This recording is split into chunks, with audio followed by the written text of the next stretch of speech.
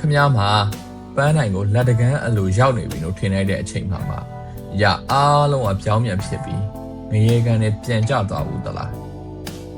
Odysseus ဟာလည်း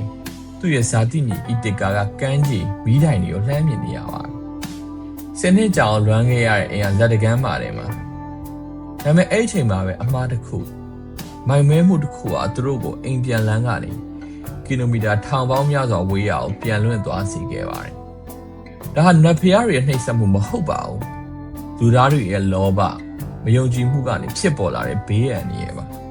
။ဒီနေ့မှာတော့လေနတ်ဖျား Aeolus နဲ့တွေ့ဆုံတယ်။မော်ဆန်နဲ့လေအိတ်လက်ဆောင်နဲ့ Odysseus ရဲ့ပေါ်တစ်စစ်ချိုးပြောင်းလဲသွားစေခဲ့တဲ့ကန်ဆိုးမှုမောင်ကြတဲ့အိတ်ဆက်ခြင်းအကြောင်းတင်ဆက်ပေးသွားမှာဖြစ်ပါတယ်။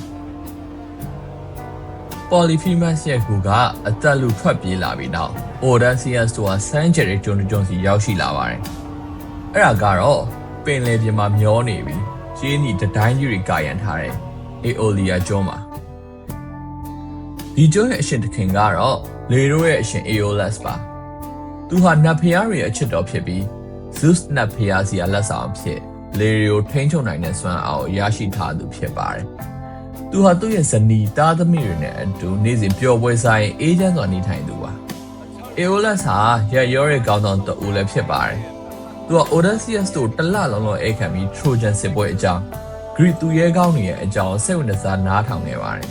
။ဒီချိန်ဟာ Odysseus နဲ့သူ့လူတွေအတွက်တော့မုန်တိုင်းကြားကငြိမ်သက်ခြင်းငြိမ်းချမ်းခြင်းခဏတာပါပဲ။ Odysseus ပြန်ကန်ဒီမှာ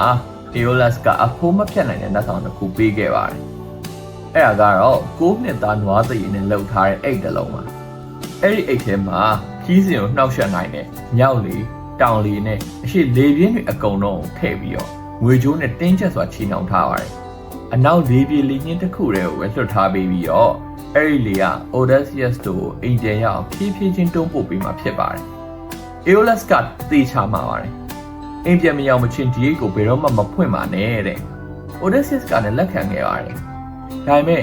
ဒါဟာသူတို့အတွက်အိမ်ပြန်လက်မှတ်ဖြစ်လာနိုင်တယ်လို့ပေါ့ဆိုင်တော့သေမင်းတကားကဖြစ်လာနိုင်တာဘယ်သူမှမသိခဲ့ကြပါဘူး။9ရက်နဲ့9ညOdysseus ဟာမျက်တောင်တစ်ချက်မခတ်ပြီးတင်မောကိုကိုယ်တိုင်မောင်းနှင်ခဲ့ပါတယ်။သူဟာသူ့လူတွေကိုမယုံကြည်တော့တာကြောင့်လား။ဒါမှမဟုတ်အိမ်ကိုအရောက်သွားခြင်းနဲ့စိတ်ဆောကြောင့်လား။တသမမြောက်နေ့မနက်မှာတော့အံ့ဩစရာပါ။သူတို့ဟာအီတစ်ကကျွန်းကိုလှမ်းမြင်နေရပါပြီ။ကမ်းခြေကမီးပုံတွေကိုမြင်ရလောက်အောင်နီးစပ်နေခဲ့ပါပြီ။ဒါပေမဲ့ဒီနေရာမှာကန်ဆိုးမှုကစတင်มาတော့တယ်။အနေရကင်းပြီလို့ထင်လိုက်တဲ့ Odysseus ဟာပင်ပန်းလုံးလို့အိပ်ပျော်သွားခဲ့ပါတယ်။ခေါင်းဆောင်အိပ်ပျော်နေတော့မှာပဲ။တင်မောသားတွေကြမှာမကျေနပ်မှုတွေပေါ်ပေါက်လာပါတယ်။ Aeolus က Odysseus ကိုပဲရွှေနဲ့ငွေပေးလိုက်တာလား။ငါတို့ကရောလက်ဗလာနဲ့ပြန်ရမှာလားဆိုရယ်တန်နေရတယ်။သူတို့ဟာအိတ်ထဲမှာလေတွေရှိရဲဆိုတော့မသိကြပါဘူး။အိတ်ထဲမှာယေဒနာတွေရှိနေတယ်လို့ပဲထင်ခဲ့ကြတာပါ။အဲ့ဒီအချိန်မှာပဲ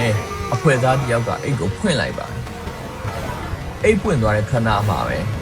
ပိတ်လောင်ထားတဲ့မုန်တိုင်းလေတွေကတဟုန်တိုးထွက်လာပါတော့တယ်။ချက်ချင်းဆိုသူတို့ကောင်းကင်ကြီးကအမှောင်တိကျသွားပြီ။တင်မော်ရီကအယုတ်ကလေးတွေလို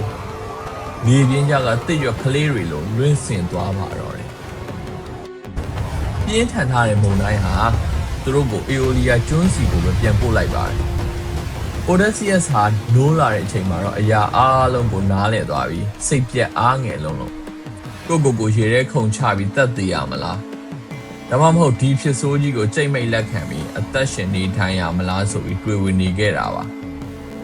နောက်ဆုံးမှာတော့သူဟာဖြစ်လာသမျှအရာအားလုံးကိုလက်ခံဖို့ဆုံးဖြတ်လိုက်ပြီးမျက်နှာကိုလက်ဖြင့်အုပ်ခါငြိမ်သက်စွာပဲလိုက်ပါလာခဲ့ပါတော့တယ်သူတို့ Aeolia ကျွန်းစီကိုပြန်ရောက်သွားတဲ့အခါ Odysseus ဟာ Aeolus စီကိုဒုတိယအကြိမ်ထပ်မံသွားရောက်ခဲ့ပါတယ်။ကျွန်တော်ကူညီပါအောင်။ကျွန်တော်လူတွေမှားသွားလို့ပါလို့တောင်းပန်ပါတယ်။